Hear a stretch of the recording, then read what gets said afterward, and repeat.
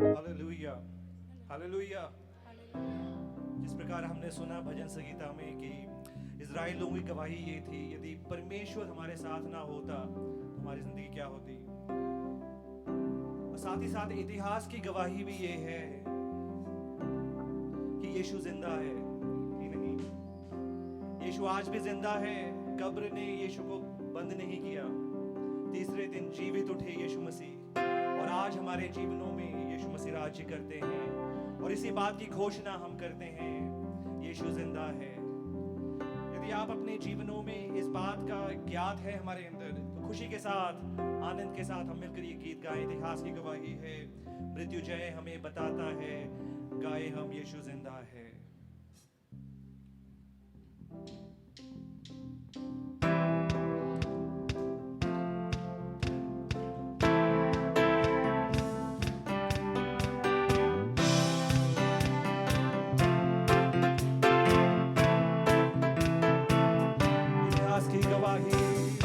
इतिहास की गवाही है, मृत्युंजय हमें बचाता है, गाए हम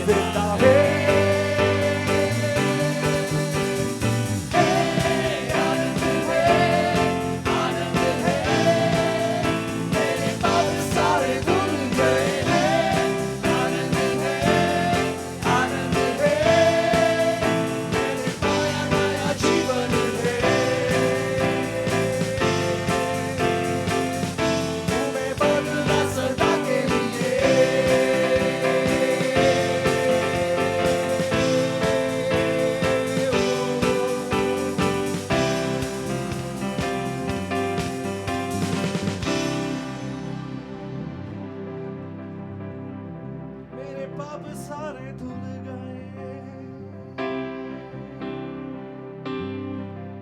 हूँ मैं बदला सदा के लिए।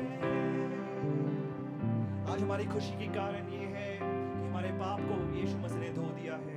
सदा के लिए हम बदल गए हैं, जैसे हम थे वैसे नहीं, परमेश्वर ने हमें बदल दिया है। ओ आनंद आनंद आनंद है।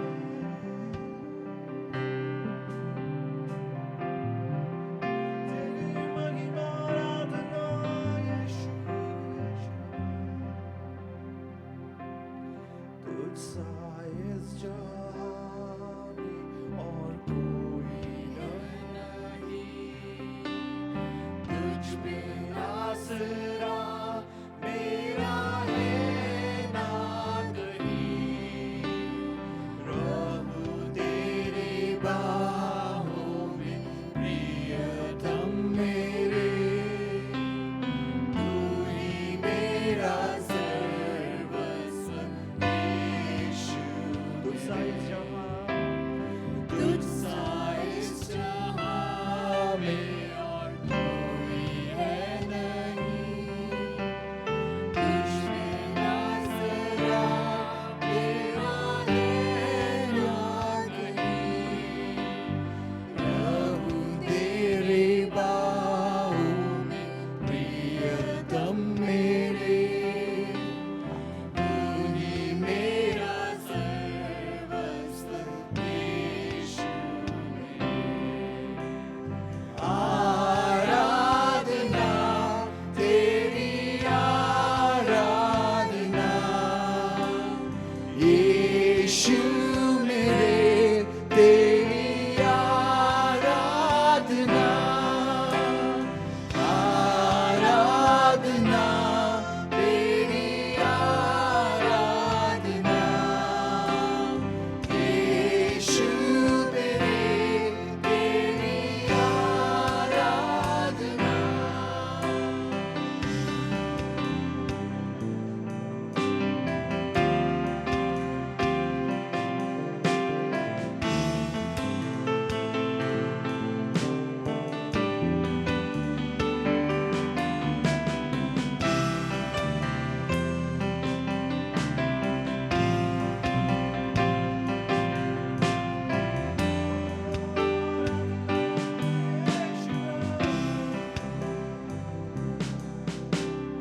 अर्पण करता हूँ खुद को हाथों में तेरे, तूने मुझको दो प्रभु बचनों से तेरे। तेरी इच्छा पर ही तू मुझको चला, भर दे पवित्र आत्मा से मुझको। अर्पण करता हूँ हाथों में तेरे, धो दे मुझको तू प्रभु वचनों से तेरे। तेरी इच्छा पर ही तू मुझको चला, भर दे पवित्र आत्मा से मुझको। आराधना तेरी आराधना यीशु मेरे, तेरी आराधना। आराधना तेरी आराधना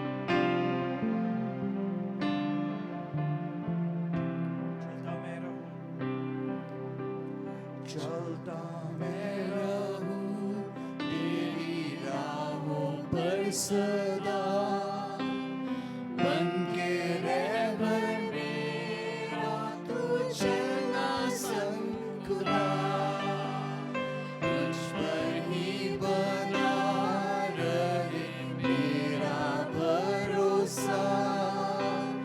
तू मेरी चट्टान रहूं, तुझ में स्थिर सदा। चलता मैं रहूं तेरी राहों पर सदा, बनकर रहबर मेरा, तू चलना संग सदा। तुझ पर ही बना रहे मेरा भरोसा।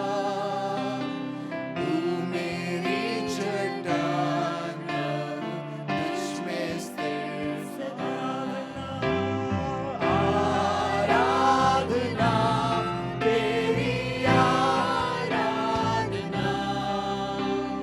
यीशु मेरे तेरी आराधना। आराधना तेरी आराधना,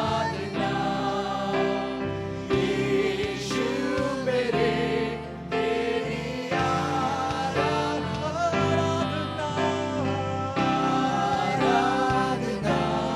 तेरी आराधना,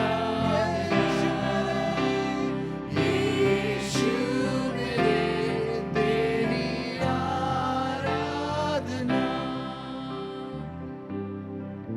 यीशु मेरे तेरी आराधना।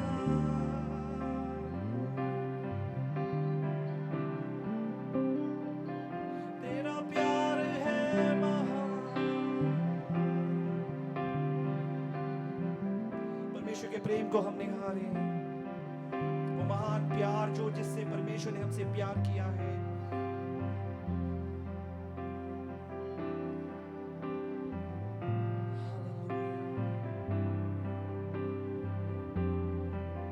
एक समय में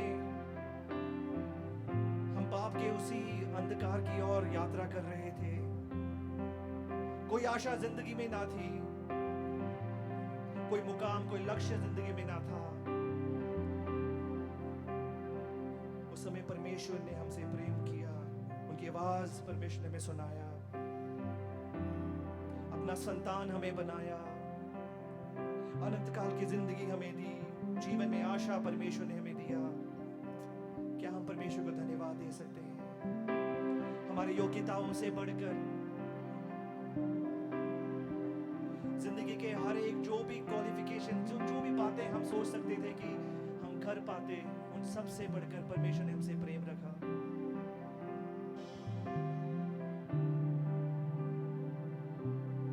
योग्यता से बढ़ के दिया है अपनी दया से तूने मुझे।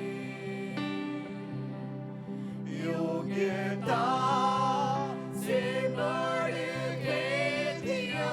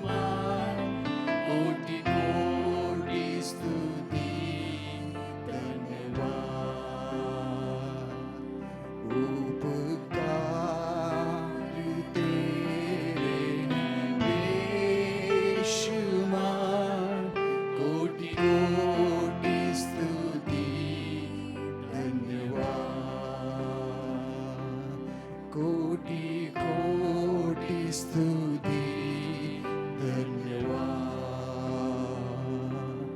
कोटि कोटि स्तुति धन्यवाद परमेश्वर को धन्यवाद करते रहे, दिल से परमेश्वर को धन्यवाद दें। हमारी योग्यताओं से बढ़कर परमेश्वर ने हमारे लिए इंतजाम किए, योग्यता से बढ़कर परमेश्वर के उपकार हमारे जीवनों में रहा। ओ, कोटि कोटि धन्यवाद, योग्यता से बढ़कर तेरा प्यार, यीशु तेरा प्यार, घुटनों से ऊंचा, कमर से भी ज्यादा तुझ में डूबूं यही ख्वाहिश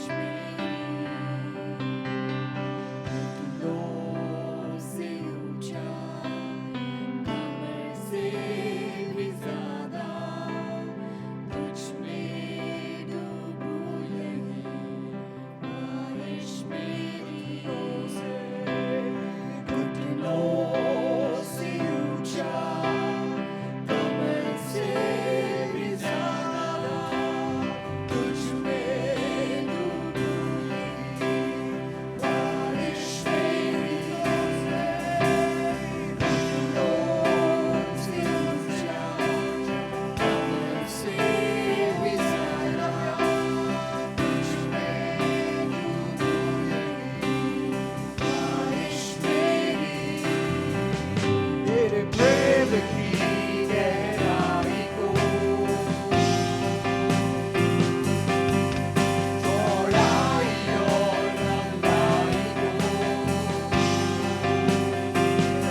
प्रेम की गहराई को चौड़ाई और लंबाई को जानूं प्रभु बस यही है ख्वाहिश मेरी तेरे प्रेम की गहराई को चौड़ाई और लंबाई को जानूं प्रभु बस यही है ख्वाहिश मेरी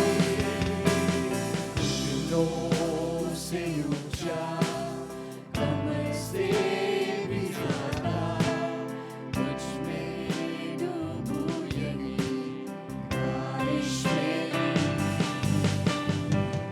घुटनों से ऊंचा कमर से भी ज्यादा तुझ में डूबूं यही ख्वाहिश मेरी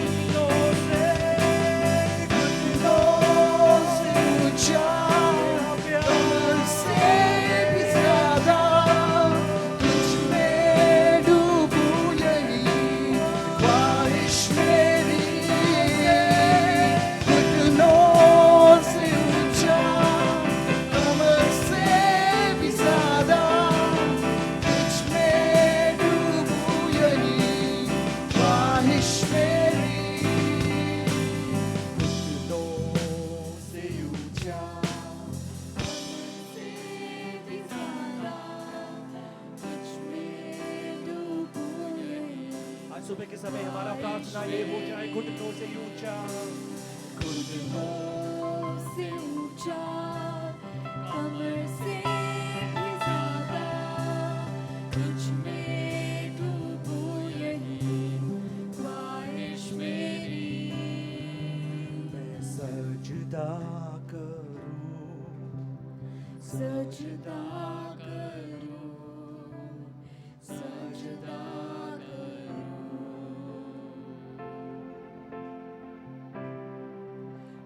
सजदा करूं सब मिलकर सजदा करूं सजदा करूं सजदा करूं, मैं सजदा करूं सजदा करूं सजदा करूं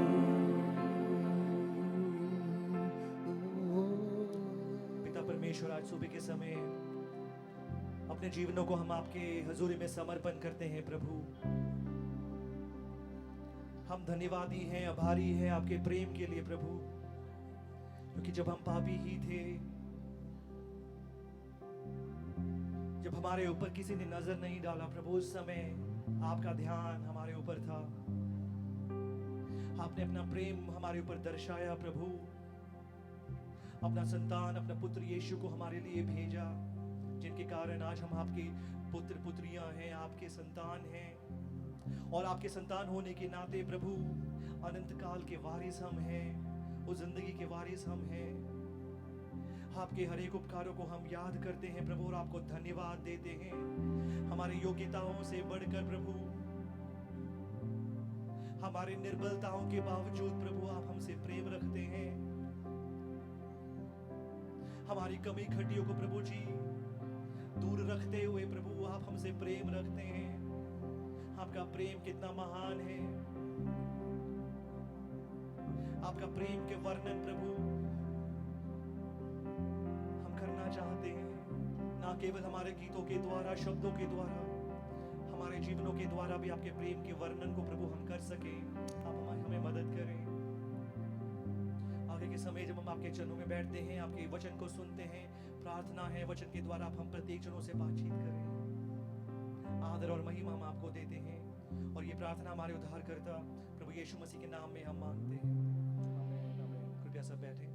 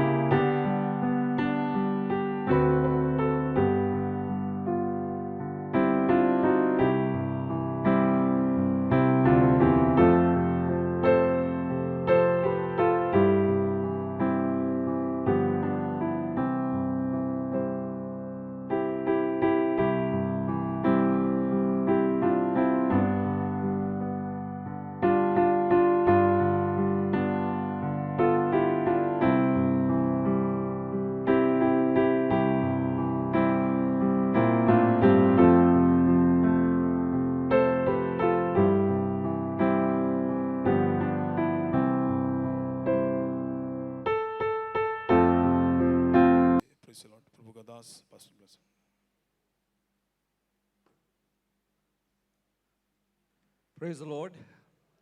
Praise the Lord. परमेश्वर के नाम की स्तुति हो। परमेश्वर के उपस्थिति में हम सब लोग आए हैं उनकी आराधना करने के लिए। क्या ही धन्य बात है, क्या ही सौभाग्य की बात है, सुनहरी बात है कि हम परमेश्वर की हजूरी में हैं। It's a blessed moment for all of us, हम सब के लिए कि हम परमेश्वर की हजूरी में हैं। जब आज सुबह मैं उठा, जब मौसम को देखा तो मुझे लगा कि मौसम ने बाधा करना है, कई लोग आराधना में नहीं आएंगे। पर अब ऐसे बैठ के मुझे लगता है कि मौसम तो ठीक हो गया है, परंतु जो ह्यूमिडिटी है बढ़ रही है परंतु इन सब हालतों के बीच में भी परमेश्वर की आराधना करने के लिए आपकी तत्परता को देखकर मैं प्रभु का धन्यवाद देता हूँ. आई praise God for your commitment that you have for God. परमेश्वर के प्रति जो आपका समर्पण है, परमेश्वर की आराधना के प्रति जो आपका निर्णय है, प्रभु आपके निर्णयों को आशीष दे, अनुग्रह दे. जो समय आप यहाँ पे बिताते हैं आपके जीवनों में व्यर्थ ना जाएं, परंतु परमेश्वर से बहुत ही अनुग्रह और आशीष पाते हुए आप यहाँ से जाएं. प्रार्थना आप करें कि प्रभु जिस अवस्था में मैं आया हूँ उसी अवस्था से मैं ना लौट कर जाऊँ. हफ्ते में एक दिन हम मिलते हैं और ये दिन में हम जब परमेश्वर की आराधना करते हैं, होने दे कि इस आराधना के द्वारा जीवन में कुछ, हमारा जीवन में एक आत्मिकता में एक उन्नति हम प्राप्त कर पाएं. परमेश्वर के साथ जो रिश्ता है वो एक अगले कदम की ओर, to go to the next level of your relationship with God, प्रभु के साथ, वो प्रार्थना हम करते रहें ताकि परमेश्वर हम लोगों से बातचीत करें और परमेश्वर की महिमा हम लोगों के द्वारा होने पाए. पिछले कई हफ्ते, 2 हफ्ते मैं इस स्थान पे नहीं था. पादरी साहब के साथ एक हफ्ता मैं गया था और उससे पहले एक हफ्ता आंध्र प्रदेश में था. इंग्लिश सर्विस में जो थे, मैंने उनके साथ ये बातचीत की. बहुत ही एक अच्छा समय था आंध्रा में, जब मैं कुछ समय वहाँ पे वहाँ के जवानों के बीच में सेवा करने का मौका मुझे मिला. और मिनिस्ट्री करने से ज़्यादा, आई वॉज बीइंग मिनिस्टर्ड, सेवा करने से ज़्यादा पर प्रभु मेरे को कुछ सिखा रहे थे. He was teaching me so many things. बहुत बातें मैंने वहाँ पे सीखा. इसलिए मैं परमेश्वर का धन्यवाद मैंने बहुत की कि प्रभु सेवकाई से भी ज़्यादा आपने मुझे बहुत कुछ सिखाया, मैंने बहुत कुछ सीखा और कुछ बातें मैं आपके साथ भी बांटना चाहता हूँ. जिस जगह पे मैं गया था, एक बहुत बड़ा एक प्रदेश नहीं है, एक टाउन है, एक सबब टाउन है, बहुत मेट्रोपॉलिटन सिटी नहीं है. तो जब मैं वहाँ पर गया, मैंने लोगों के जो समर्पण है प्रभु के भवन के प्रति, वो देखकर मैं बहुत आश्चर्यचकित हो गया. क्योंकि उस जगह में सबसे पहला जो कॉन्ग्रीगेशन मिलता है वो सुबह 6:30 बजे मिलते हैं. आप अंदाज़ा लगा सकते हैं, सुबह 6:30 बजे उनकी सबसे पहली आराधना सभा होती है. और जब मैं 6:30 बजे, मैंने सोचा 6:30 बजे लोग आ जाएंगे, 7, 7:30 तक, 7:15 तक लोग आएंगे. 6:30 बजे मैं वहाँ गया तो मैंने देखा इट वॉज ऑल फुल भरे हुए थे, सब भरा हुआ, पूरा भरा हुआ. एक सबब टाउन है, बहुत बड़ा एक मेट्रोपॉलिटन सिटी नहीं है. 6:30 बजे मैंने देखा बुजुर्ग लोग, बच्चे, जवान लोग, सब भर भर कर परमेश्वर की स्तुति आराधना जो करके देखा, मेरी आंखें भर गई. मैं प्रभु को धन्यवाद करने लगा कि लोगों के जो समर्पण है, जो प्रभु हमें सिखाते हैं. उसके बाद फर्स्ट सर्विस के बाद जब दूसरा सर्विस अटेंड करना था, वो था आई थिंक 10:30 बजे करीब था. और उस 10:30 बजे के समय सर्विस के लिए भी मैं देख रहा हूँ कि पूरा भरा हुआ, द कॉन्ग्रीगेशन. प्रभु उस कलीसिया में इतनी एक बेदारी लेके आ रहे हैं, लोग भर भर के कलीसियाओं में आ रहे हैं, लोगों के जीवन में छुटकारा हो रहा है. तो मैंने पास्टर से पूछा, पादरी साहब, ये रिवाइवल का कारण क्या है, ये डिलीवरेंस का कारण क्या है, लोगों की जिंदगियों में बदलावट का कारण क्या है, लोगों की इतने गवाहियाँ, टेस्टिमनीज, इसके सब के पीछे कारण क्या है. तो उन्होंने कहा कि परमेश्वर और परमेश्वर के लोगों के प्रति जो समर्पण ये लोगों का है, वो इसका सीक्रेट है. इनके जीवन के ब्लेसिंग्स, इनके जीवन के प्रभु की ओर से जो प्रोविजंस है, उसका जो सीक्रेट यही है, परमेश्वर के प्रति और परमेश्वर के लोगों के प्रति जो समर्पण है. मैं कई लोगों के मैंने गवाही सुना, मैं हैरान हो गया. कई लोगों के घर में मैं गया और घर पे उनके जाते ही विद इन मंथ्स, मैं मटेरियल प्रॉस्पेरिटी, मटेरियल ब्लेसिंग्स के बारे में बात नहीं कर रहा हूँ. ऑफ कोर्स वो जिंदगी का भी एक भाग है, परंतु परमेश्वर को अपने जीवन के मुख्य स्थान समझने के कारण परमेश्वर ने जीवनों में इतना बदलावट लेके आए हैं. मैं समझकर, मैं सुनकर, वो गवाही सुनकर मेरे जीवन में भी एक आत्मिक उत्तेजना प्रभु ने दिया. लोगों में जो छुटकारा है, डिलीवरेंसेस है, वो सुनकर मैं दंग रह गया. जिस घर पे गया, जो उनकी खातिरदारी जो उन्होंने दिखाई परमेश्वर के लोगों के प्रति, वो देखकर अपने जीवनों को बलिदान के रूप में, रोमियो की पत्री 12वीं अध्याय 1 आयत में लिखा है, अपने शरीरों को भावताओ बलिदान चढ़ाओ. अपने जीवनों को, दे सैक्रिफाइस देयर ओन कंफर्ट्स, उनके जीवन के जो भी सुख है उस सब को बलिदान करते हुए दूसरों की सेवा करना, ये बात मैंने उनमें देखा. और इस कारण कई लोगों के घरों पे आशीषों को मैं देख पाया और मैंने प्रभु को धन्यवाद दिया।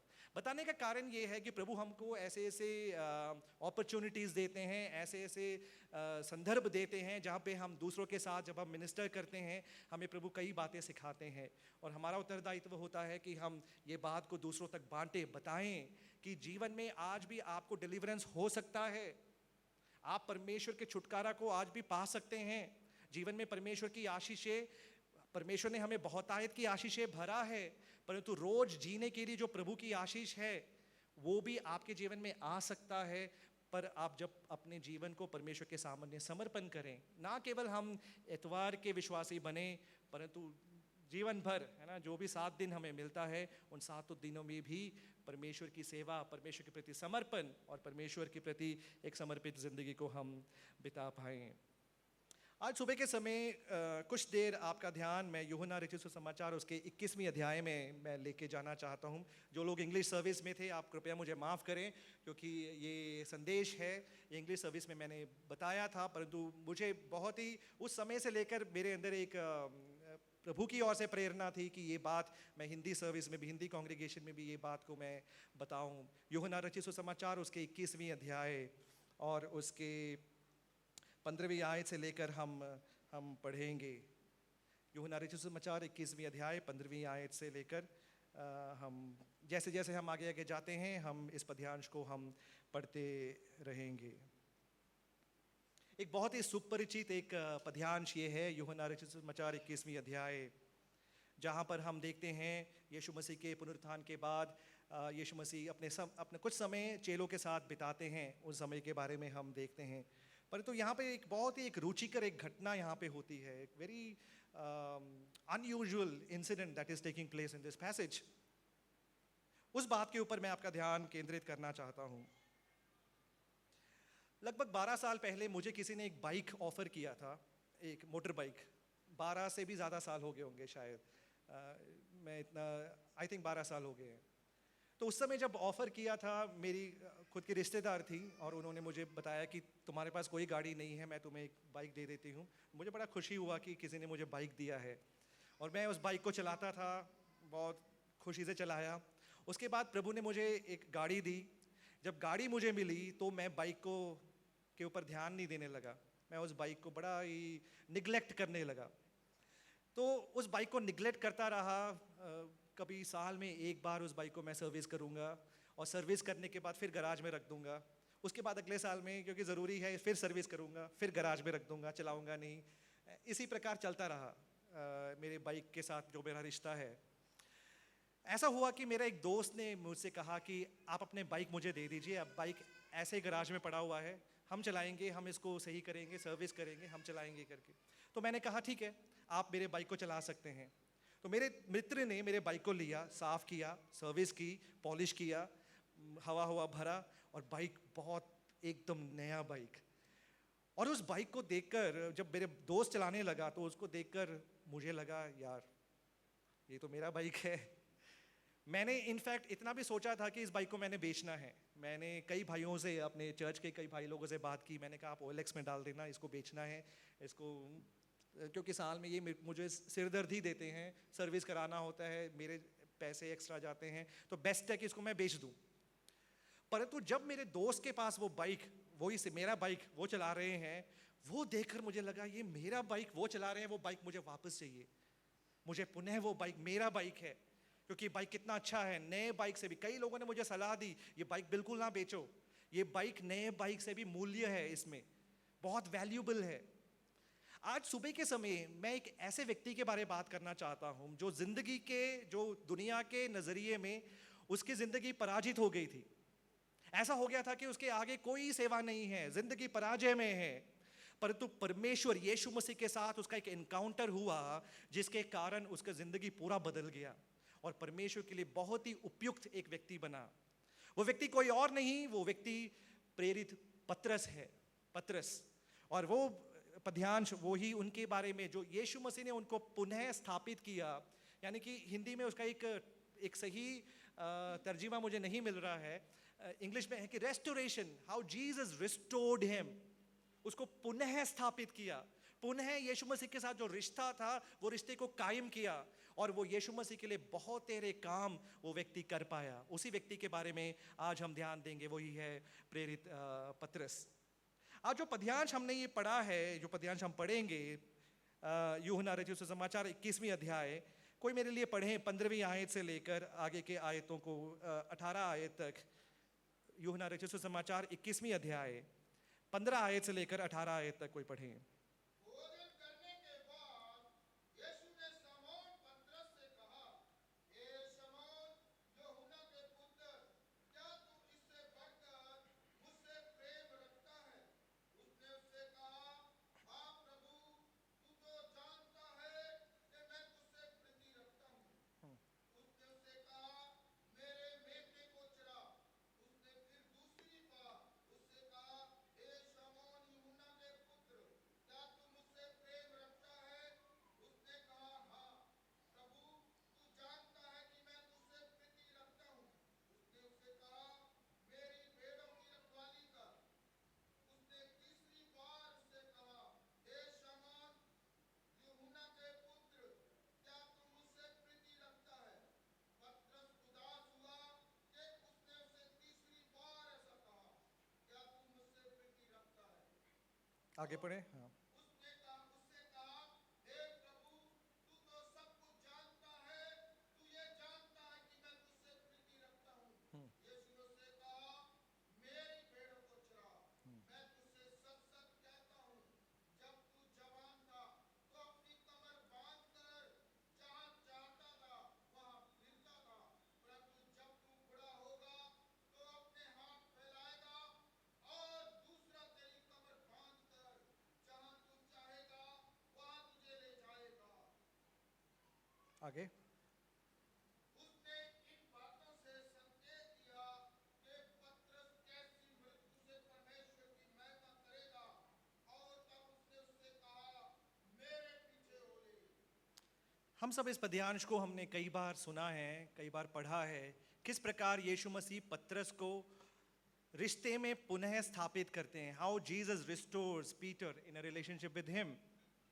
पतरस के जिंदगी के बारे में हम सबको पता है किस प्रकार यीशु मसीह ने पतरस को बुलाया।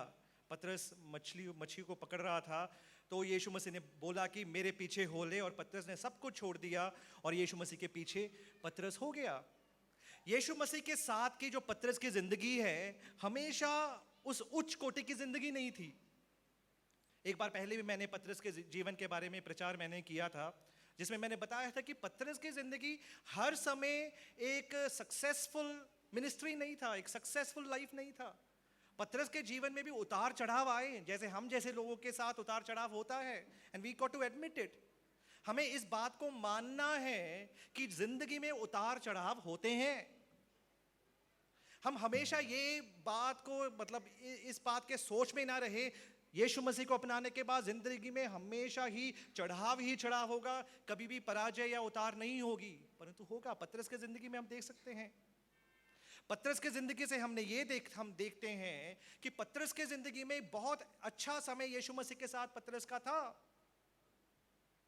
किस प्रकार पतरस को यीशु मसीह ने बुलाया, और हम देखते हैं कि यीशु मसीह के जो करीब के चेले थे, 3 चेले थे जो यीशु मसीह करीब थे। कोई मुझे बता सकते हैं कौन है वो 3 चेले जो यीशु मसीह करीब थे?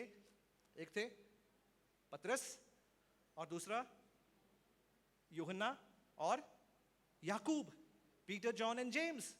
और यीशु मसीह के करीब के जो चेलों में एक कौन था? पतरस। यीशु मसीह को अपनाने के बाद जिंदगी में एक अच्छा पड़ाव, यीशु मसीह के करीब का चेला। और पतरस ने अपने जिंदगी में जो यीशु मसीह ने अद्भुत कार्य किए, 5,000 लोगों को खिलाया, जो मृतक थे उनको जिंदा किया, ये सब बातें पतरस ने देखा।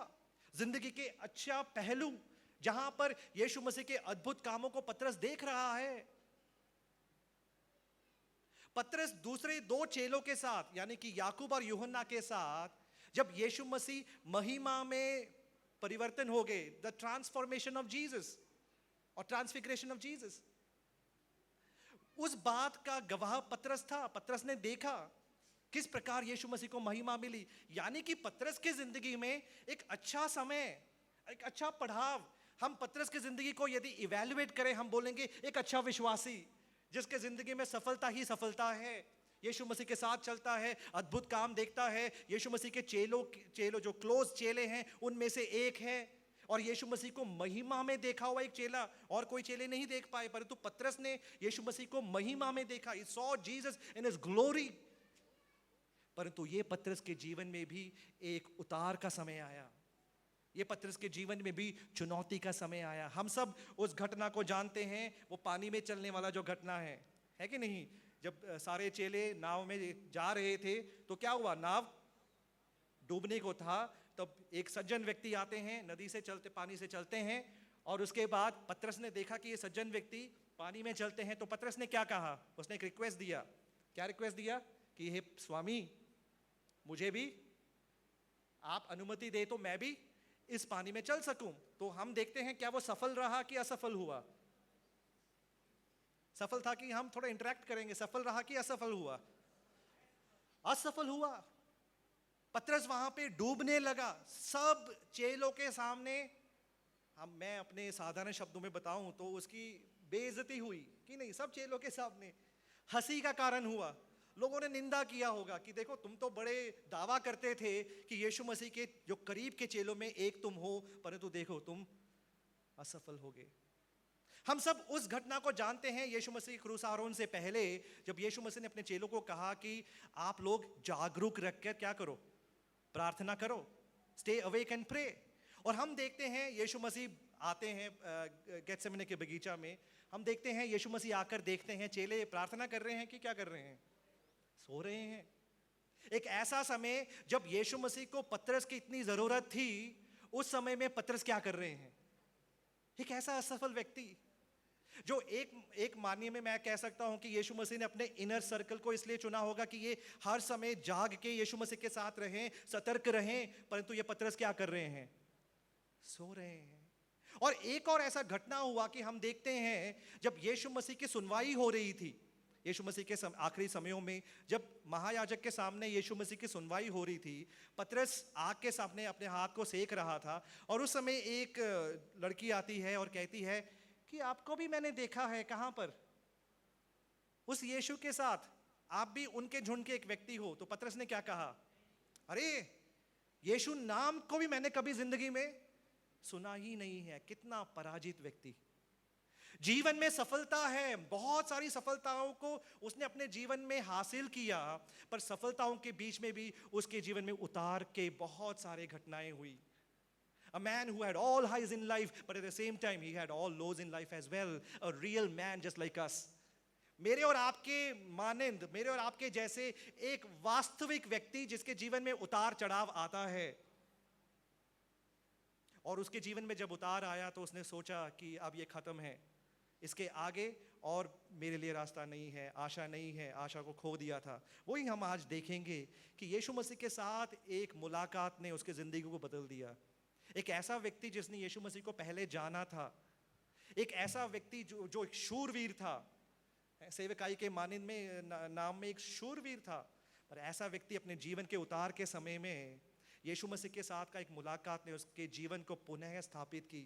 उसका जो यीशु मसीह के साथ रिश्ता था पुनः स्थापित किया, और वो यीशु मसीह के लिए एक शहीद होकर अपने जीवन को दिया.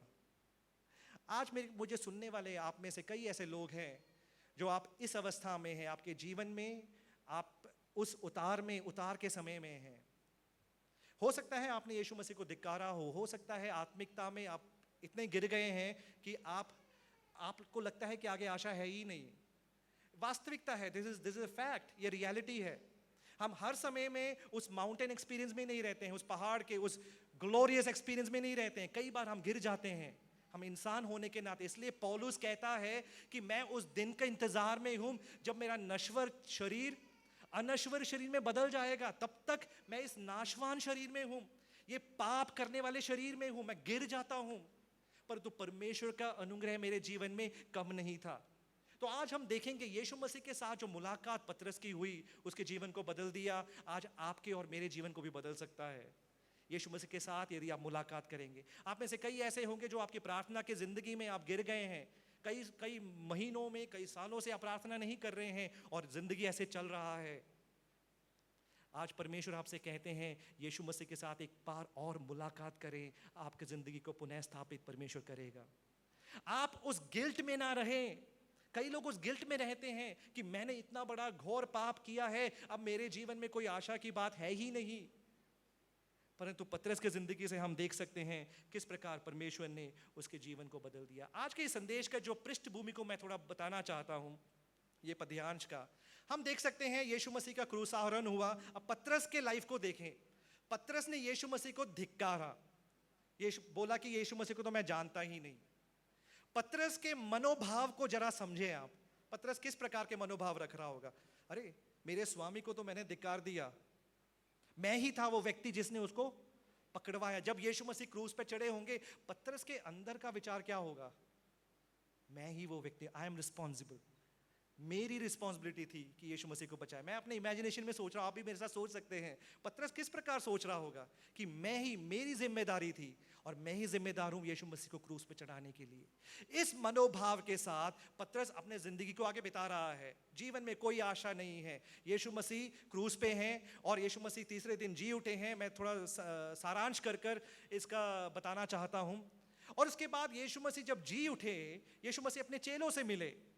चेलों से कम 3 बार मिले। ये जो आज जो पढ़े हुए पद्यांश, ये तीसरी बार यीशु मसीह अपने चेलों से मिल रहे हैं, क्योंकि 21वीं अध्याय की 14वीं आयत में लिखा है, आई थिंक 14वीं आयत में है कि ये तीसरी बार है यीशु मसीह अपने चेलों से मिल रहे हैं। तो इसके पहले 2 बार क्रूस के बाद, पुनरुत्थान के जी उठने के बाद यीशु मसीह अपने चेलों से मिलते हैं। तो इस पद्यांश में यीशु मसीह अपने चेलों से कहते हैं, तुम गलील की प्रदेश की ओर जाओ, मैं तुमसे वहां पे मिलूंगा। तो पतरस कहते हैं, जैसे पहले भी पतरस करते थे कि ना, बहुत ही जल्दीबाजी करता था कि नहीं। हम उनके जीवन के बारे में देख सकते हैं, जब भी कुछ होना हो सबसे पहले पतरस क्या होगा? अपने हाथ को खड़ा करेगा, बोलेगा हाँ मैं हूं, मैं तैयार हूं। तो यहां पर भी हम देखते हैं, जब यीशु मसीह ने चेलों को कहा कि तुम गलील की ओर जाओ, मैं तुम्हें वहां पे मिलूंगा, तो पतरस सबसे पहले जाता है। आप पढ़ सकते हैं 21वीं अध्याय की पहले से 14 आयत तक, हम पढ़ेंगे नहीं, मैं उसको सारांश में बताता हूं। तो पतरस जाते हैं वहां पर, गलील की प्रदेश की ओर जाते हैं। उसके साथ कुछ और चेले हैं। ये 6-7 चेले मिलकर गलील की प्रदेश की ओर यीशु मसीह को मिलना चाहते हैं, क्योंकि यीशु मसीह ने कहा मैं तुम्हें वहां पे मिलूंगा। तब जब गलील की प्रदेश की ओर जाते हैं, जो उस नदी के उस मैं इंग्लिश सर्विस में कह रहा था कि उस नदी के उस स्मेल को जब वो सूंघता है ना, उस नदी के, उसको अपनी पुरानी जिंदगी याद आती है। वो कहता है मैं कितना सक्सेसफुल फिशरमैन था, मैं बहुत ही सक्सेसफुल मछली को पकड़ने वाला एक बिजनेसमैन था, और मेरी जिंदगी में अभी कोई आशा नहीं है। बेहतर है क्या करूं, मैं वापस चले जाऊं। आप में से कई ऐसे लोग हैं जो आशा को खो दिए हैं, और आप कहते हैं इस विश्वास की जिंदगी में मैं कई सालों से हूं परंतु आशा ही नहीं है, और आप कहते हैं मुझे वापस जाना है। वापस मैं जाता हूं। वहां पर पतरस एक घोषणा करते हैं, कहते हैं, बाकी चेलों से कहते हैं मैं अपने पुराने व्यवसाय में वापस जा रहा हूं। पतरस लीडर थे, और जब पतरस ने ये कहा तो बाकी सारे लोगों ने क्या की, बाकी 6 डिसाइपल्स ने कहा कि हम भी तुम्हारे साथ हैं, हम भी अपने पुराने पेशा में वापस चले जाएंगे। 6-7 चेले अपने पेशा में वापस जाते हैं, मछली पकड़ना शुरू करते हैं। उस पद्यांश को आपने पढ़ा है। और जब वो मछली पकड़ते हैं, उनको मछली मिलता है कि नहीं मिलता है? पहली बार उन्होंने जाल छोड़ा, मछली मिला? नहीं मिला। तो एक सज्जन व्यक्ति वहां से आते हैं, वो है यीशु मसीह। और यीशु मसीह कहते हैं इस नाव के इस तरफ डालो और तुम्हें मछली मिलेगी। और उन्होंने डाला तो मछली, बहुत ज्यादा मछली उनको मिली। इस समय में आप अभी भी पतरस के मनोभाव को जरा याद करें। पतरस यीशु मसीह को क्या मुंह से मुंह मिला सकता है? नहीं मिला सकता। मैं और आप होते, किसी को अगर मैंने धोखा दिया है, किसी के साथ कोई अन्याय किया है, क्या आप उसके सामने चेहरे से चेहरा मिलाएंगे? नहीं मिलाएंगे। पतरस का मनोभाव देखो। पतरस, मुझे लगता है, जो मैं सोचता हूं, पतरस अपने नजरें भी ऊपर नहीं रखता होगा, अपना सर झुकाकर यीशु मसीह जो कह रहे हैं वो बात को पतरस मान रहा होगा। और मन में उसने ठान लिया है कि मैं अपने पुराने जिंदगी में वापस जाऊंगा। मन में ठान लिया है मैं ही व्यक्ति हूं जो यीशु मसीह क्रूस के जिम्मेदार हूं। ऐसे समय में यीशु मसीह पतरस के साथ मुलाकात करता है। उन सब चेले, वहां पे इतने सारे चेले थे, यीशु मसीह पतरस को ढूंढते हैं और पतरस के साथ मुलाकात करते हैं। वही आज हम देखने जा रहे हैं, किस प्रकार यीशु मसीह पतरस के साथ मुलाकात करते हैं। यदि आप खोए हुए इंसान हैं, यीशु मसीह आपके पास, आपके व्यक्तिगत जीवन में आकर आपके साथ मुलाकात करना चाहते हैं। ये नहीं कि कलीसिया के, आप कहते हैं कलीसिया के सबके साथ यीशु मसीह का स्पर्श सब लोगों ने महसूस किया, नहीं, आपके पास यीशु मसीह आना चाहते हैं और आपके साथ मुलाकात करना चाहते हैं, आपकी ज़िंदगी को बदलना चाहते हैं। तो इस समय पतरस को यीशु मसीह मिलते हैं और उसके हम देखते हैं 15वीं आयत को। 15वीं आयत पढ़ें, 15वीं आयत वर्सेस 15। हाँ, उन्होंने वहां पे भोजन किया और उस भोजन के बाद यीशु ने शिमोन पतरस से कहा, साइमन पीटर से कहा, यीशु मसीह पतरस के जिंदगी को पुनः स्थापित करना चाहते थे सबके सामने। It had to be a public display, क्योंकि सबके सामने पतरस ने यीशु मसीह को धिक्कारा था, सबके सामने पतरस एक पराजित हो गया था और यीशु मसीह पतरस को सबके सामने पुनः स्थापित करना चाहते थे। और इसलिए यीशु मसीह सबके सामने, पूरे जो चेले थे उन सबके सामने ने पब्लिक डिस्प्ले यीशु मसीह पतरस, शिमोन पतरस से बातचीत करते हैं। मेरा पहला जो पॉइंट ये है, हमारे जीवन में पुनः स्थापित तब होती है जब हम इस बात को समझ जाते हैं कि हम यीशु मसीह से कितना प्यार करते हैं। You know, restoration begins bye knowing how much you love God. जब तक आपको इस बात का ज्ञात ही नहीं है कि आप यीशु मसीह से कितना प्रेम रखते हैं, आपके जीवन में पुनः स्थापित नहीं हो सकता। परंतु जब आपको पता चलता है कि आप यीशु मसीह से प्रेम रखते हैं और इतने माप में प्रेम रखते हैं, आपके जीवन में रेस्टोरेशन शुरू हो जाता है, पुनः स्थापन शुरू हो जाता है। तो यीशु मसीह पतरस से मिलते हैं और पतरस से सवाल पूछते हैं। क्या पूछते हैं सवाल? पढ़ें। हाँ, हे शिमोन, यूहन्ना का पुत्र, हाँ, क्या तो इनसे बढ़कर मुझसे प्रेम रखता है? अरे, मैं ये चकित हूं, यीशु मसीह ने ये सवाल पतरस से पूछा। यदि मैं होता, आप होते यीशु मसीह की जगह पर, पतरस के साथ हमारा वार्तालाप कैसा होता? मैं होता, मैं बोलता, मुझे पता था तू ही वो व्यक्ति है, तेरे पे कभी मैं भरोसा है। हम लोग होते तो यही करते। या मैं अपने चेहरे से दिखाता कि मैं कितना क्रोधित हूं, मैं आपसे बिल्कुल खुश नहीं क्योंकि आपने मुझे पकड़वाया। या मैं पतरस को कह सकता था कि पतरस, मैं बहुत सारा जिम्मेदारी तुम्हें देना चाहता हूं, पर तेरे पे कभी भरोसा रख नहीं सकता हूं, तू कभी भी अपने बात को वापस ले सकता है। क्योंकि पतरस ने बड़े सारी दावा की थी, है ना, जब था यीशु मसीह के साथ, मैं मर जाऊंगा, कोई और भी आपके लिए जान ना दे, मैं जान दूं, इतना कुछ दावा देने वाला व्यक्ति लास्ट टाइम में यीशु मसीह को कहा कि यीशु मसीह को मैं नहीं जानता। यदि मैं और आप यीशु मसीह के जगह होते, हम बाकी चेलों को बोलते ना, हर बार अपने जो कॉन्वर्जेशन है उसमें ये बात जरूर लेके आते हैं ना, हम लेके आते हैं।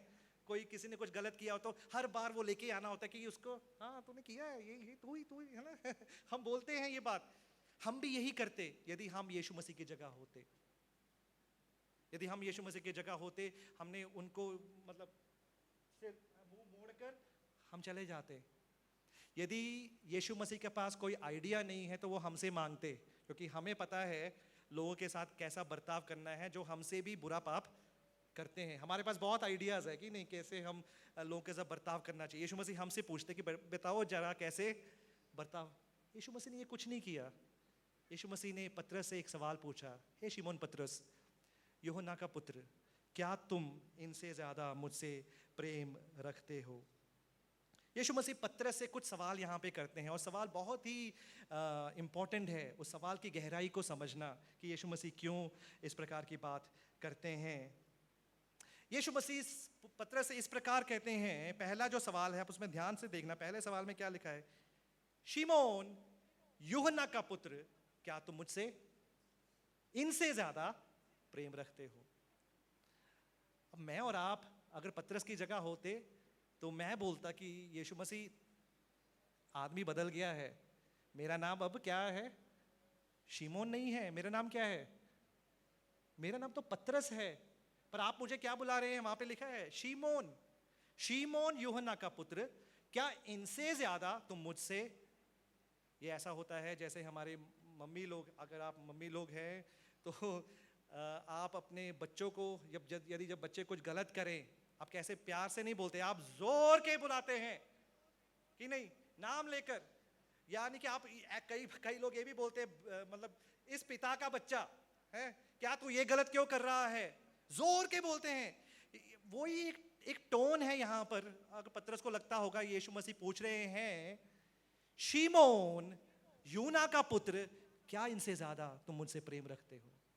एक ऐसा सवाल, इनसे ज्यादा क्या तुम मुझसे प्रेम रखते हो? अब इसका इनसे ज्यादा का मतलब क्या हो सकता है? हो सकता है क्या तुम इन चेलों से ज्यादा मुझसे प्रेम रखते हो? हाँ, पतरस इन चेलों तो पतरस के लिए कुछ भी नहीं है। चेलों से ज्यादा पतरस यीशु मसीह से प्रेम रखते हैं। क्या तुम ये जो नेट है, जो मछली पकड़ने वाली जो सामग्रियां हैं, इनसे ज्यादा तुम मुझसे प्रेम रखते हो? पतरस कहेगा, हाँ प्रभु, इनसे ज्यादा तो मैं आपसे प्रेम रखता हूं। परंतु यीशु मसीह ने सवाल ये पूछा, इनसे ज्यादा का मतलब है जो ये लोग दावा कर रहे हैं कि ये प्रेम करते हैं मुझसे, इनकी दावा से ज्यादा, इनके स्टेटमेंट से ज्यादा क्या तुम मुझसे प्रेम रखते हो? आपको याद है पतरस ने कई बार अपने यीशु मसीह के साथ के जो समय में पतरस ने कहा था कि नहीं प्रभु, ये लोग सब आपको छोड़ दे तो भी मैं आपको नहीं कभी छोड़ूंगा, मैं अपना जान भी आपके लिए दे दूंगा। बहुत सारे दावाएं पतरस ने यीशु मसीह के प्रति की। और हम इस बातों में देखते हैं कि पतरस के दावा ये था कि प्रभु, इन सब के स्टेटमेंट से भी ज्यादा, इनके विश्वास से भी ज्यादा मैं आपसे बहुत प्रेम करता हूं, मेरे स्टेटमेंट उससे बढ़कर है। कई बार हम भी इस प्रकार के होते हैं। हम सोचते हैं कई बाहरी तौर के चीजें करने से हम परमेश्वर के करीब हो जाते हैं, कर हम सोचते हैं, हमारा दावा होता है। कई बार हम सोचते हैं कि 7 दिनों को उपवास ले लें तो हम आत्मिकता में और अधिक, नहीं है, डेफिनेटली है, मैं उसको उस बात को नकार नहीं रहा हूँ। ऑफ कोर्स हमारा स्पिरिचुअल लेवल बढ़ जाता है, पर उनसे ज़्यादा जो नहीं ले पाते हैं, उनसे ज़्यादा हमारी आत्मिकता बढ़ गई है। कई बार हम इस प्रकार के दावे करते हैं, हम क्लेम्स करते हैं कि हम टीवी नहीं देखते हैं, हमारा मोबाइल फ़ोन छोटा है और हम मोबाइल कभी यूज़ नहीं करते, ब्लैक एंड वाइट मोबाइल है, कलर नहीं है, इसलिए हम क्या हैं, बहुत तरह की दावाएं हम करते हैं, इसलिए हम आपके करीब हैं। और यहाँ पे हम देखते हैं पतरस ने भी बड़े सारे दावाएं की। यीशु मसीह पतरस से पूछते हैं, इनसे ज़्यादा क्या तुम मुझसे प्रेम रखते हो? वहाँ पे जो प्रेम है, यूनानी शब्द में प्रेम के 3 अर्थ है। पहला अर्थ है इरोस। इरोस का मतलब है कि जो रोमांटिक प्यार होता है। यहाँ पर रोमांटिक प्यार के बारे में बात नहीं कर रहे हैं। और दूसरा प्यार है फिलियो। फिलियो का मतलब है भाईचारे का प्यार। जैसे कि हम एक दूसरे से प्रेम रखते हैं, भाईचारे की प्रेम रखते हैं। आप अनजान हैं फिर भी मैं आपसे प्रेम रखता हूं क्योंकि आप यीशु मसीह में मेरे भाई हैं। मैं अनजान हूं फिर भी आप मेरे से प्रेम रखते हैं क्योंकि हम मसीह में एक परिवार है।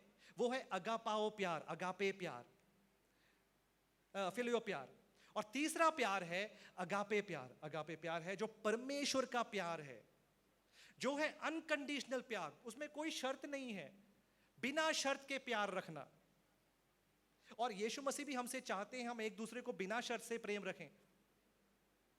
तो यीशु मसीह जब पतरस से सवाल पूछते हैं, वो ये सवाल पूछते हैं, सबसे पहला सवाल ये है, हे पतरस, शिमोन यूहन्ना के पुत्र, क्या तुम मुझसे अगापे प्रेम रखते हो? अनकंडीशनल प्रेम रखते हो, बिना शर्त का प्रेम। देखो, फिलियो प्यार गलत नहीं है, हम सब फिलियो प्यार करते, भाईचारे के प्रेम हम में है। परंतु यीशु मसीह के सवाल का जो सबसे पहला सवाल था कि क्या तुम मुझसे अगापे प्रेम रखते हो, अनकंडीशनल प्रेम रखते हो? शिमोन यूहन्ना का पुत्र, क्या तुम इनसे ज्यादा मुझसे अनकंडीशनल प्रेम रखते हो? अनकंडीशनल प्रेम है कि आपको प्रेम करने का कोई वजह ही नहीं है, आप प्रेम ही नहीं कर सकते, फिर भी आप प्रेम, अनकंडीशनली आप प्रेम कर रहे हैं। यीशु मसीह ने ये पूछा पतरस से, शिमोन यूहन्ना का पुत्र, क्या अनकंडीशनल, बेशर्त तुम मुझसे प्रेम रखते हो?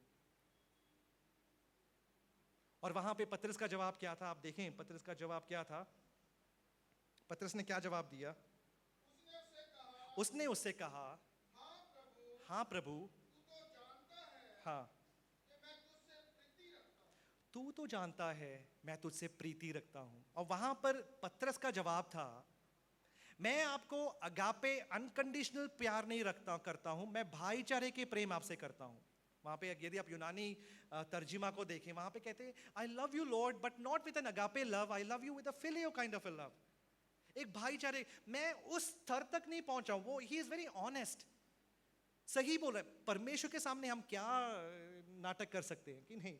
परमेश्वर के सामने हम किस प्रकार के पाखंडी जीवन जी सकते हैं? नहीं, परमेश्वर सामने खड़े हैं जो हृदयों को जानता है। परमेश्वर, उस परमेश्वर के सामने पतरस कहता है, प्रभु आप जानते हैं, यू नो गॉड, आप जानते हैं कि मैं आपसे उस अनकंडीशनल बेशर्त प्रेम नहीं करता हूं, मैं आपसे फिलियो प्रेम करता हूं।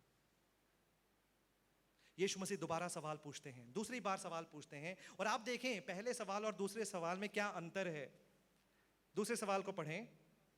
उसने उससे कहा, मेरे मेमने को चरा। हाँ, आगे पढ़ें दूसरा सवाल। उसने फिर दूसरी बार उससे कहा, हाँ, हे समौन, हे शिमोन यूहन्ना के पुत्र, यूहन्ना का पुत्र, क्या तुम मुझसे प्रेम रखता है? क्या तुम मुझसे प्रेम रखता है? अब पहले और दूसरे सवाल में फर्क क्या है? कोई मुझे बताएं आप बाइबल पढ़कर, इसमें अंतर क्या है? कुछ मिसिंग है दूसरे सवाल में। हाँ, इनसे बढ़कर, मोर देन दीज, ये दूसरे सवाल में नहीं है। यीशु मसीह पतरस के उस लेवल में आ रहे हैं, पतरस के उस स्तर पर आ रहे हैं और उनसे पूछ रहे हैं, पतरस क्या तुम मुझसे प्रेम रखते हो? और वहां पर प्रेम है, वो अगापे प्रेम नहीं है। यीशु मसीह फिलियो प्रेम के बारे में बात कर रहे हैं। क्या तुम मुझसे भाईचारे के प्रेम रखते हो? कम से कम वो भाईचारे का प्रेम, do you even love me with that phileo kind of a love? क्या वो प्रेम तुम रखते हो? और पतरस का जवाब क्या था? पढ़ें। उसने उससे कहा, हाँ, हाँ प्रभु, तू हाँ, जानता है कि मैं तुझसे प्रीति रखता हूँ। मैं तुझसे प्रीति रखता हूं। Lord you know. दूसरे सवाल में उन्होंने सिर्फ इनसे ज्यादा का मिस किया। तीसरे सवाल में वो फिलियो लव पूछते हैं। पतरस फिर भी कहते हैं, प्रभु आप जानते हैं कि मैं आपसे फिलियो प्रेम रखता हूं। अब जब तीसरे सवाल की बारी आती है, वहां पर यीशु मसीह पतरस के लेवल में और नीचे आ जाते हैं। उनसे पूछते, क्या तुम एटलीस्ट मुझसे भाईचारे के प्रेम रखते हो? जब ये बात को पतरस ने सुना, आप देख सकते हैं वहां का पतरस का इमोशन क्या था। पतरस बहुत ही भावुक हो गया। यीशु मसीह एक समय में, यीशु मसीह ने सवाल उससे पूछा कि हे पतरस, क्या तुम मुझसे बेशर्त प्रेम रखते हो? इनसे ज्यादा प्रेम रखते हो? पतरस कहते हैं, यीशु मसीह आप जानते हैं मैं आपसे प्रेम रखता हूं, परंतु बेशर्त प्रेम नहीं, परंतु भाईचारे की प्रेम रखता हूं। यीशु मसीह एक एक लेवल नीचे जाते गए। देखो, पुनः स्थापित रिश्ते में यीशु मसीह जब करते हैं, वो पूर्ण पुनः स्थापित करते हैं। यीशु मसीह के जो तरीका है, उनके जो मार्ग है, उनके जो अप्रोच है, वो एक होलसम अप्रोच है जो हमें बदलना चाहते हैं। और यीशु मसीह पतरस से पूछते हैं दूसरी बार, तीसरी बार पूछते हैं कि हे पतरस, हे शिमोन यूहन्ना के पुत्र, क्या तुम मुझसे फिलियो प्रेम रखते हो? और पतरस का जवाब क्या है? पढ़ें, पतरस का जवाब क्या है? पतरस उदास हुआ हाँ, कि उसने उसे तीसरी बार ऐसा कहा। हाँ, पतरस उदास, उदास के अच्छा कि एक और टर्मिनोलॉजी, वो दुखी हुआ। He was hurt, दुखित हुआ, खेदित हुआ। आगे पढ़े। और क्या तू मुझसे प्रीति रखता है? हाँ, और उससे कहा, हाँ, हे प्रभु, तू तो सब कुछ जानता है। हाँ, तू ये जानता है कि मैं तुझसे प्रीति रखता हूँ। हाँ, तू जानता है मैं तुझसे प्रीति रखता हूँ। वहां पे लिखा है पतरस, पीटर was hurt, इंग्लिश में लिखा hurt, he wept so bitterly and he must have wept bitterly। बहुत ही ज्यादा रोया होगा। ये वही रोना है, यदि आपको पता है, जब पतरस को पता चला कि उसने यीशु मसीह को पकड़वाया, वही कारण था यीशु मसीह को पकड़वाने के कारण। आपको पता, वहां पे पद्यांश में लिखा है कि पतरस बाहर जाकर विलप विलप कर रोने लगा। He wept so bitterly। और वही एक भावना पतरस के अंदर अभी है। जब यीशु मसीह ने तीसरी बार उससे पूछा, हे पतरस, शिमोन का यूहन्ना का पुत्र, क्या तुम मुझसे प्रेम रखते हो? Do you love me with that filial kind of a love? आज सुबह के समय आपको इस पहचान की जरूरत होनी चाहिए, आप परमेश्वर से कितना प्रेम रखते हैं। आपको पुनः स्थापित करने के लिए परमेश्वर से जो आपका प्रेम है, उस बात को नापने की जरूरत है। How much do you love God? हमें गीत गाना बहुत आसान है कि हे यीशु, हम आपसे बहुत प्रेम रखते हैं, शब्दों से बोलना बहुत आसान है, एक दूसरे से बोलना बहुत आसान है, God loves you, Jesus loves me, it is so easy for us to say it. परंतु वास्तविकता में आप यीशु मसीह से प्रेम रखते हैं। यीशु मसीह पतरस से पूछते हैं, क्या तुम मुझसे प्रेम रखते हो? यदि आप पहचान गए हैं कि आप यीशु मसीह से इतना प्रेम रखते हैं, यीशु मसीह के प्रति आपका प्रेम का माप ये है, आपका पुनः स्थापना वहां से शुरू हो जाता है। आज मुझे सुनने वाले आप में से कई ऐसे लोग हैं जो आपने अपने हृदय को कठोर किया हुआ है, कठिन किया हुआ है। आप कहते हैं आपके लिए कोई उपाय नहीं है, आशा नहीं है, आप प्रार्थना करना छोड़ दिया है, आत्मिक जिंदगी बिताना आपने छोड़ दिया है, क्योंकि आप कहते हैं आशाहीन जिंदगी मेरी है। यीशु मसीह आज आपसे मिलना चाहते हैं। यीशु मसीह आपसे यही सवाल करना चाहते हैं, क्या तुम मुझसे प्रेम रखते हो? डू यू लव मी? क्या बेशर्त प्रेम तुम मुझसे रखते हो? क्या वो भाईचारे का प्रेम तुम मुझसे रखते हो? आप ऑनेस्ट हो सकते हैं, आप खड़े होकर यीशु मसीह से सही जवाब दे सकते हैं, जिस प्रकार पतरस ने दिया। पतरस ने ये नहीं कहा कि हाँ यीशु मसीह मैं ये सब कर सकता हूं, मैं ये करूंगा, कुछ नहीं बोला। कहते यीशु आप जानते हैं, यू नो, आप सच्चाई को जानने वाले परमेश्वर है, मेरे हृदय को जानने वाले परमेश्वर है, और ये मेरी सच्चाई है कि मैं आपसे प्रेम तो रखता हूं, परंतु मैं आपसे वो बेशर्त प्रेम अभी तक रख नहीं पाया हूं, मैं उस लेवल तक नहीं पहुंच पाया हूं, अभी भी मैं आपसे उस भाईचारे के प्रेम रखता हूं। ऑनेस्ट रहें, और यीशु मसीह ऑनेस्टी को चाहते हैं, हमारे खरेपन को। यीशु मसीह जैसे हम हैं, यीशु मसीह के सामने, परमेश्वर के सामने, हमारा जो दो चेहरिया, दो तरफा चेहरे को परमेश्वर नहीं पसंद करते। जो हम हैं, just as we are, if we go to his presence, He would accept us। और यदि मुझे सुनने वाले कोई ऐसे हैं जो यीशु मसीह के साथ पुनः रिश्ता को स्थापित करना चाहते हैं, आप अपने प्रेम को पहचाने, कितना आप यीशु मसीह से प्रेम रखते हैं। How much do you love God? बार बार यीशु मसीह वही सवाल को दोहरा रहे हैं कि हे पतरस, यूहन्ना के पुत्र, क्या तुम मुझसे प्रेम रखते हो? यूहन्ना अपने रचित सुसमाचार में उसके 14 अध्याय की 15वीं आयत में इस प्रकार कहा है, जहाँ पे यीशु मसीह कहते हैं, यदि तुम मुझसे प्रेम रखते हो तो क्या करोगे? मेरे आज्ञाओं को मानोगे। If you love me you will obey my commandments, John chapter 14 and verses 15। तो परमेश्वर को प्रेम हम किस प्रकार रख सकते हैं? जब हम उनके आज्ञाओं को मानेंगे। हमने परमेश्वर को पहले प्रेम नहीं किया, परंतु परमेश्वर ने हमसे पहले प्रेम किया। यहां बैठे हुए सब लोगों ने परमेश्वर के प्रेम को एक बार चखा है। मैं और आप परमेश्वर के प्रेम हासिल करने से पहले हम ये नहीं कह सकते मैंने परमेश्वर को प्रेम किया। No, we love because he first loved us. हम इसलिए प्रेम रखते हैं क्योंकि परमेश्वर ने हमसे प्रेम किया, और परमेश्वर प्रेम करने के कारण हमारे अंदर से वो प्रेम आता है। नहीं तो मेरे और आपके जीवन में परमेश्वर के प्रति कभी प्रेम हो ही नहीं सकता है। एज़ेकिएल के किताब में लिखा हुआ है, हमारे अंदर पत्थर जैसा हृदय था, hearts of stone, stone-hearted people we were. We could never love God. But thanks be to God, धन्यवाद हो परमेश्वर का कि उन्होंने अपने प्रेम को मेरे और आपके प्रति भेजा कि हम उससे प्रेम रख सकते हैं। परंतु उनके प्रेम को अनुभव करने के बाद भी कई बार हम उनसे दूर हो जाते हैं। कई बार हमारे विश्वास की जिंदगी थोड़ा ठंडा पड़ जाता है, जिस प्रकार पतरस की जिंदगी पड़ी। परंतु यीशु मसीह के साथ जो उसका मुलाकात हुआ, वो उसके जीवन में उसकी दिशा को बदल दिया, और यीशु मसीह के लिए उसने अपना जीवन को बिताया। पहली बात हमने देखा, यदि पुनः स्थापित अपने रिश्ता यीशु मसीह के साथ करना है, अपने प्रेम को पहचानने की जरूरत है। कितना आप यीशु मसीह से प्रेम रखते हैं? Restoration begins bye recognising how much you love the Lord. If you know how much you love God, the restoration process has begin. आपके पुनः स्थापना शुरू हो गया। दूसरी बात हम जल्दी देखेंगे, परमेश्वर के प्रति जो हमारा प्रेम है वो हमें उत्तेजना देती है कि हम दूसरों की सेवा करें। Love for the Lord motivates us to serve him. परमेश्वर के प्रति जो मेरा प्रेम है वो मुझे धैर्य, उत्तेजना, मोटिवेशन देता है कि मैं दूसरों की सेवा करूं, that I may serve others. वही हम यहां पर देखते हैं। जब पहला सवाल यीशु मसीह ने पतरस से पूछा और पतरस ने जब जवाब दिया, यीशु मसीह ने पतरस को एक टास्क दिया। वो टास्क क्या था? पहला टास्क क्या था? यीशु मसीह ने क्या कहा कि तुझे ये काम करना है। क्या काम करना है? आप अपने बाइबल में देख सकते हैं क्या पहले सवाल जब यीशु मसीह ने किया, पतरस ने जवाब दिया और यीशु मसीह ने एक उत्तरदायित्व, एक काम सौंप दिया पतरस को। वो काम क्या था? मेरे भेड़ों को चराएं, फीड माय लैम्स। यदि मैं होता यीशु मसीह की जगह पर, मैं बोलता इसको तो परखना पड़ेगा कि नहीं, इसको टेस्टिंग करनी पड़ेगी। इसने एक बार मुझे धोखा दिया है, ये बार बार धोखा दे सकता है। अब देखो यीशु मसीह की जो पुनः स्थापना है, you know the restoration of God, right away he gives the task.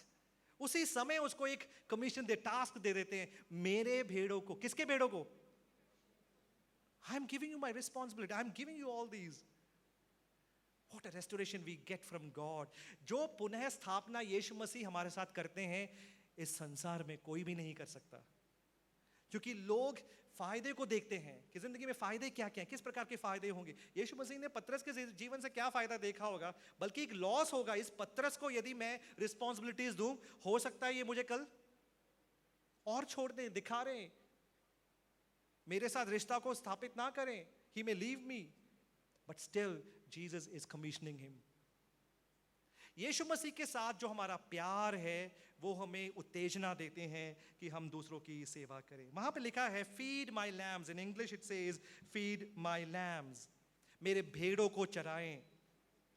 यदि आप उसके ओरिजिनल ग्रीक ट्रांसलेशन में देखें, वहां पर है फीड माई लिटिल लैम्स, मेरे छोटे छोटे भेड़ों को, मेरे छोटे भेड़ों को क्या करें आप?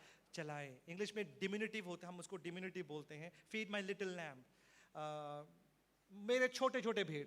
वहां पे भेड़ है पर छोटे भेड़, मेरे इन छोटे छोटे भेड़ों को तुम चलाएं। क्या लिखा हुआ है वहां पर? मेमने, मेमना, मेमना भी हो सकता, छोटा भेड़ी है। Lamb, feed my little lamb, in English it says feed my little lamb, little lamb, छोटे मेमने, इन छोटों को तुम क्या करो? फीड करो कर कर यीशु मसीह कहते हैं। पतरस की जिंदगी में एक बदलावट देखो। पतरस एक समय मछुआरा था, अब क्या बनने वाला है? चरवाहा बनने वाला है। There is a striking transformation in Peter's life. At one point of time he was a fisherman and now he is going to be a shepherd. Fisherman, मछलियों को पकड़ने वाला, एक परमेश्वर का जन, ये दोनों काम करना चाहिए। सुसमाचार का भी काम करना चाहिए और सेवा का भी काम। He should be a fisherman, that is he should be an evangelist, एक सुसमाचारक होना चाहिए और साथ ही साथ फीडिंग भी करना चाहिए। सिर्फ इवेंजलिस्ट ना बने, लोगों को, ये छोटे छोटे जो लोग गिर सकते हैं उनको आप परमेश्वर के वचन में स्थिर रखें। परमेश्वर ने आपको उत्तरदायित्व दिया है, पतरस को वो उत्तरदायित्व दिया है। पतरस, मैं तुम्हें पुनः स्थापित करता हूं, परंतु तुम्हें मैं एक जिम्मेदारी दे रहा हूं। जिम्मेदारी को पहचाने। हम में से कई लोग अपने जिम्मेदारी को नहीं पहचानते। मेरी और आपकी जिम्मेदारी क्या है? What is our responsibilities? हमारी जिम्मेदारी है दूसरों तक परमेश्वर के प्रेम को बताएं और उनको परमेश्वर में और बढ़ाएं, उनको परमेश्वर में और स्थापित करें। यही हमारी जिम्मेदारी है। क्या हम अपने जिम्मेदारी को पहचानते हैं? यीशु मसीह पतरस से कहते हैं कि पतरस, तू इन छोटे से छोटे इन मेमनों को तुम चलाओ, that you take care of these lambs. हम इन दोनों एस्पेक्ट्स को बदल नहीं सकते, मतलब इनको अलग नहीं कर सकते हैं। सुसमाचार सुनाना भी है, सिर्फ सुनाकर वहां पर छोड़ नहीं देना है, उनको खिलाना भी है। वो जवान जवान छोटे छोटे नए नए विश्वासियों को परमेश्वर के वचन को से क्या करना है? खिलाना है। वो मेरी और आपकी उत्तरदायित्व है। वहां पर एक बहुत रुचिकर यीशु मसीह कहते हैं, किसके भेड़ को कहते हैं? यीशु मसीह किसी के भेड़ के बारे में कहते हैं। किसका भेड़? फीड हुज लैम्स, फीड मेरे, हिंदी में लिखा मेरे भेड़, माई लैम्स। कई बार हमारे अंदर जब हम कुछ सेवा करते हैं, हमारे अंदर एक घमंड आ जाती है कि हम अपनी ही क्या कर रहे हैं, अपना, मेरे लैम्स है, ये मेरे भेड़ हैं। यीशु मसीह कहते मेरे, तुम्हारे नहीं है, ये किसके हैं? फीड माई लैम्स, ये मेरे भेड़ हैं। कोई संडे स्कूल जो आप पढ़ाते हैं वो आपका संडे स्कूल क्लासेस नहीं है, वो किसका है? कोई कॉन्ग्रीगेशन जो चर्च है वो किसी पास्टर का चर्च नहीं, वो किसका है? यीशु मसीह का है। इसलिए यीशु मसीह पतरस को उत्तरदायित्व दे रहे हैं कि मेरे भेड़ों को तुम चराओ। यानी कि आप उस लेवल तक भी पहुंच जाएं, जो बच्चे प्रभु ने आपको दिए हैं वो आपके नहीं हैं, किसके हैं? Jesus says feed my children, feed my lamb. And when you start to think about it, जब आप उसके बारे में सोचते हैं, मेरे को तो गूज बम्स आ जाते हैं कि जब मैं सोचता हूं कि ये बच्चे मेरे नहीं हैं, किसके हैं? And God has given us as stewards, प्रभु ने हमें एक भंडारी की तरह दिया है कि हम इन बच्चों को क्या करें, उनकी परवरिश करें परमेश्वर के रास्तों में। इसलिए परमेश्वर यीशु मसीह पतरस को कहते हैं, पहली बात कहते हैं, मेरे भेड़ों को तुम चराओ, मेरे इन छोटे से छोटे भेड़ों को तुम चराओ, फीड माय लैम्ब। क्योंकि कई बार जब आप सोचते हैं फीड माय लैम्ब, मत्ती रचित सुसमाचार में जिस प्रकार लिखा हुआ है कि प्रभु हम में वास करता है, गॉड ड्वेल्स इन अस। सो मेरे जो अपने लैम्स के प्रति, भेड़ों के प्रति जब उत्तरदायित्व होती है, मैं उनको कैसे देखता हूं? As if Christ is dwelling. I am more responsible, I am more careful. मैं बहुत ही सतर्क रहता हूं जब मैं लोगों के साथ उनसे सेवा करता हूं, क्योंकि प्रभु उनमें है। ये प्रभु के लोग हैं, प्रभु के संतान हैं, उनको मैं प्रभु के रास्ते में चलाना है। ये मुझे परमेश्वर ने उत्तरदायित्व दिया, आपको भी देता है। प्रभु के प्रति जब आप अपने प्रेम को पहचानते हैं, राइट अवे प्रभु आपको उत्तरदायित्व देते हैं, आपको जिम्मेदारियां देते हैं। और पहली जिम्मेदारी पतरस को दिया है, मेरे भेड़ों को तुम चराओ। आप सबको उत्तरदायित्व मिला है, मुझे मिली है जिम्मेदारी कि लोगों को, छोटे छोटे भेड़ हैं जो विश्वास में आते हैं, उनको चलाओ, उनको चराओ, वो मेरे भेड़ हैं। Guide them, feed them. और दूसरे बार जब यीशु मसीह दूसरे स्टेटमेंट कहते हैं, उसके 16वीं आयत को पढ़ें, जब दूसरा सवाल यीशु मसीह करते हैं, पतरस जवाब देते हैं, और यीशु मसीह वहां पर एक टास्क पतरस को देते हैं, वो क्या है? उसने फिर दूसरी बार से कहा, हाँ हे शमौन यूहन्ना के पुत्र, हाँ तू मुझसे प्रेम रखता है? हाँ उसने उससे कहा, हाँ प्रभु, हाँ तू जानता है कि मैं तुझसे प्रीति रखता हूँ। हाँ। उसने उससे कहा, मेरी भेड़ों की रखवाली मेरी भेड़ों की रखवाली कर, रखवाली, take care of my sheep. अब उससे थोड़ा बढ़कर है, सेकंड टास्क बोला, टेक केयर करो उनको। सिर्फ खिलाना नहीं है, उनकी सारी जिम्मेदारियां तुम्हारा है पतरस। You have to take care of my sheep. और हम जानते हैं टेक केयर में बहुत बहुत बातें आती है। मैं बोलूं कि मेरे बच्चे का परवरिश, यानी कि उनका टेक केयर मैं करता हूं, तो आप क्या समझते हैं उससे? उनको खिलाता भी हूं, उनको प्रोटेक्ट भी करता हूं, उनको गाइड भी करता हूं, सारा कुछ। इट्स अ कॉम्प्रिहेंसिव वर्ड, है ना, उसमें सब कुछ मिला हुआ है कि नहीं? मैं बोलो, आप बोले कि हाँ मैं अपने बच्चों का परवरिश मैं कर रहा हूँ, परवरिश से क्या क्या हम समझते हैं? सब कुछ है कि नहीं? प्रोटेक्शन भी देते हैं, फीडिंग भी होती है, सब कुछ होता है। तो दूसरी बार जब यीशु मसीह पतरस को जब कहते हैं, कमीशन देते, कहते हैं take care of my sheep, तुम्हें टेक केयर करना है, सब कुछ उसमें इंक्लूडेड है। सबसे पहला उसमें है गाइडिंग, तुम्हें उनका नेतृत्व करना है। हमारे इस संदर्भ में नेतृत्व, गाइडिंग का मतलब ये होता है कि आप कुछ लेक्चर दे दो, इस प्रकार चलना है, इस प्रकार चलना है, लेक्चर दे दो, आप चले जाओ और लोग वो देखकर चलेंगे, ऐसा है। परंतु वास्तविकता में गाइडिंग वो नहीं होता है। Guiding is guiding by example, उदाहरण के साथ आप गाइड करें, आप पहले चलें, उनको दिखाएं कि किस प्रकार चलना है, वो भेड़ आपके पीछे पीछे चले। वही यीशु मसीह पतरस से कहते हैं, गाइड करें उनको, उनको प्रोटेक्ट करें। बहुत सारे भेड़ हैं जो बड़े सारे, आजकल के हमारे संदर्भ में बड़ी सारी ऐसे ऐसे शिक्षाएं फैल रही हैं, लोग बहुत सारे शिक्षाएं फैला रहे हैं। लोग कहते हैं कि अनंत काल की जिंदगी प्राप्त करना हो तो आप ये करो, अनंत काल की जिंदगी प्राप्त हो जाएगी। बड़े सारे प्रचार हो रही हैं, उनमें से सही कौन सा है, गलत कौन सा है, उसका पहचान आपको होना चाहिए। और कई लोग ये पहचान ना होने के कारण फंस जाते हैं। प्रभु आपसे कहता है, आप उनको प्रोटेक्ट करो, सुरक्षित रखो, आप उनसे कहो, जाकर उनको बताओ सच्चाई क्या है। और उसके बाद एक लैब, एक शेपर्ड की जो काम होता है वो हीलिंग होती है। हीलिंग, जो घाव जिनके ऊपर लगा हुआ है, जो लोग पीड़ित हैं, उनको आप बचाओ, हील करो। All those who are wounded, heal them, and that's our responsibility. So परमेश्वर पतरस से दूसरी बार कहते हैं, मेरे भेड़ों को संभालो। तीसरा 17वीं आयत, तीसरी बात क्या कहते हैं? उसने तीसरी बार से कहा, हे शमौन यूहन्ना के पुत्र, क्या तू मुझसे प्रीति रखता है? हाँ पतरस उदास हुआ हाँ कि उसने उससे तीसरी बार ऐसा कहा, हाँ क्या तू मुझसे प्रीति रखता है? हाँ और उससे कहा, हे प्रभु, तू तो सब कुछ जानता है, तू ये जानता है कि मैं तुझसे प्रीति हाँ, आगे पढ़े। उसने उससे कहा मेरी भेड़ों को चराओ। मेरी भेड़ों को, वहां पे अगर आप यूनानी तर्जुमा देखें, मेरे जो प्रिय भेड़ है, my dear sheep, they are my sheep, उनको तुम चराओ।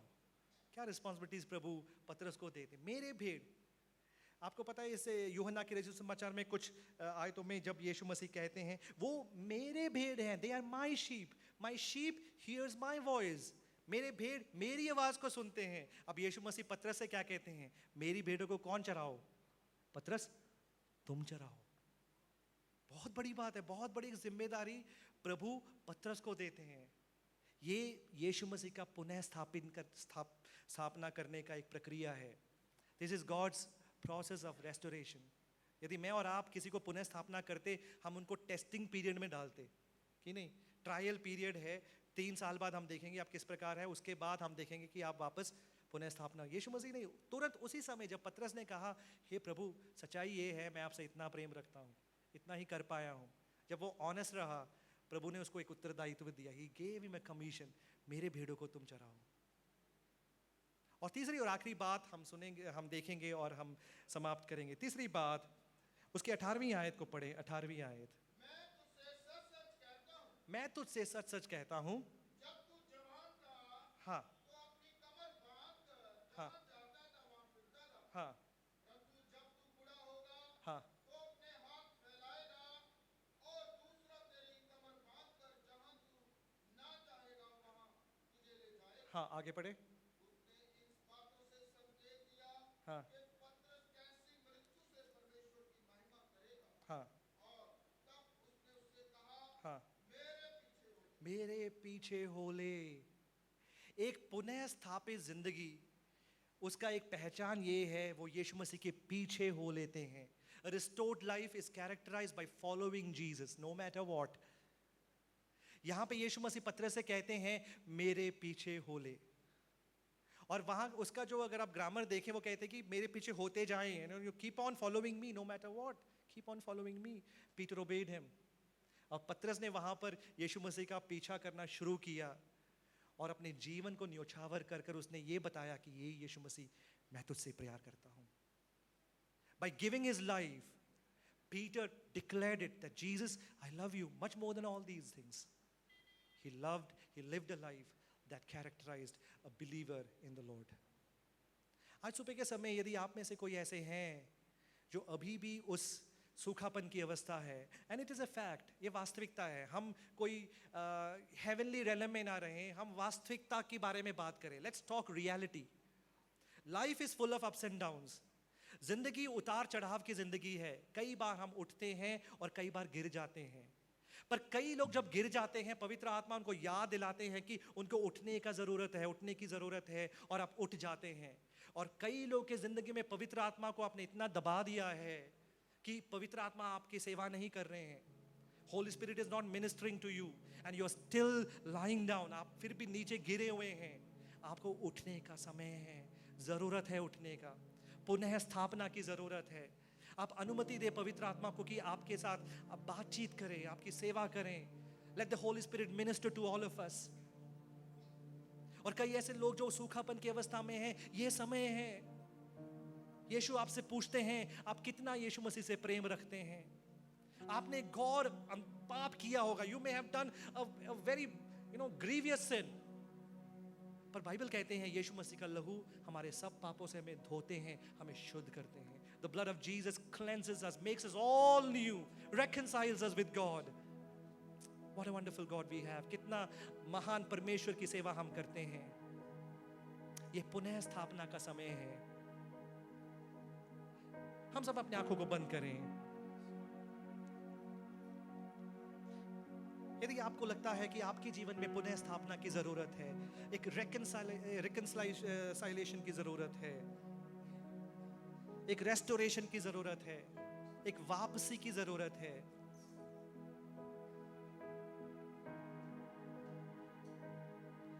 यीशु मसीह आपसे पूछते हैं आप मुझसे कितना प्रेम रखते हैं। आप पहचाने आप यीशु मसीह से कितना प्रेम रखते हैं।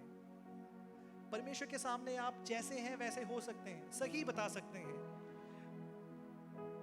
कहें परमेश्वर मेरा प्रेम का माप बहुत गिर गया है प्रभु, जैसा मैं हूं वैसे आपके सामने मैं अंगीकार करता हूं प्रभु। जिस प्रकार होना चाहिए था उस प्रकार नहीं है। I've fallen, oh God. But your grace is more than enough in my life. आपकी अनुग्रह की मेरे जीवन में जरूरत है। अपने प्रेम को पहचाने। यदि आप प्रेम में गिर गए हैं, एक समर्पण करें। प्रभु मैं आपसे ज्यादा प्रेम करना चाहता हूं, मेरे शब्दों में नहीं प्रभु, वास्तविकता में मेरे जीवन के द्वारा मैं आपसे प्रेम करना चाहता हूं। मैं ये बताना चाहता हूं कि मैं परमेश्वर का संतान हूं। I am a child of God. एक समर्पण के साथ हम यहाँ पे बैठे, कहीं परमेश्वर प्रभु मैं प्रेम करना चाहता हूँ, बेशर्त प्रेम। प्रभु आपने मेरे से बेशर्त प्रेम रखा। You loved me unconditionally, Lord. I did not deserve your love. प्रभु के प्रेम के हम हकदार नहीं थे। हमारे अंदर क्या खूबी थी कि सर्वशक्तिमान परमेश्वर मुझे और आपसे प्रेम रखते। जिस प्रकार हमने गीत गाया, योग्यता से बढ़कर, हमारे जीवन की योग्यताओं से बढ़कर परमेश्वर ने हमसे प्रेम रखा। और उस महान सृष्टिकर्ता परमेश्वर ने हमें अपना संतान बनाया, अपना इनहेरिटेंस, अपना सब कुछ प्रभु ने हमें दिया। अनंत काल की जिंदगी हमें दी, परंतु बदले में हमने उनको क्या दिया? क्या हम एक निर्णय ले सकते हैं प्रभु, आपके उस बेशर्त प्रेम के बदले प्रभु मैं अपना जिंदगी देना चाहता हूं, मैं आपसे प्रेम रख